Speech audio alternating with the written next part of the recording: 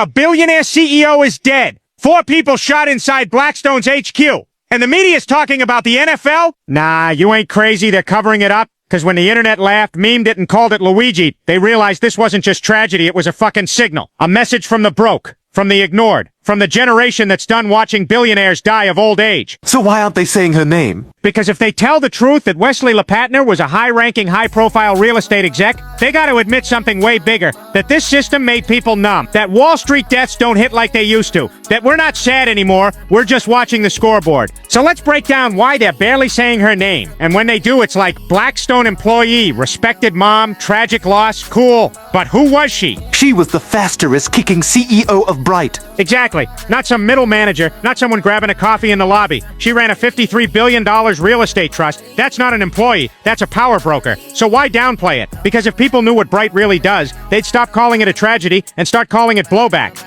Blackstone Real Estate Income Trust was founded in 2017. They've spent the last 8 years swallowing the housing market like a fast-kicking void. We're talking $105 billion worth of homes ripped off the market, bought in bulk with cash, no negotiation. You try to put in a mortgage offer, they outbid you in seconds. You're not competing against families anymore. You're competing against Wall Street with a war chest, and they don't sell. They don't flip them, they don't resell. They hoard the homes and turn every single one into permanent rental inventory. So now, that house you dreamed of buying, you're paying double to rent it from a private equity firm. And guess who sets the rent price? Bright? Yeah. And in some cities, they're the only landlord. They've achieved monopoly control, especially in the Sun Belt. Atlanta, Charlotte, Phoenix, Tampa, whole zip codes are now owned by 1F** Cricking Hedge Fund. So what happens when you control all the rentals? You raise the rent, and there's nowhere else to go. Bingo. You're not renting from a landlord anymore. You're renting from a kicking algorithm. Why they can't say her name. So now you see why they can't focus on who died. Because if they say high-ranking Blackstone exec gunned down, CEO of firm driving unaffordable housing, they open Pandora's box. Because people aren't dumb anymore. They feel it when their rent hits $2,400 for a 2-bedroom.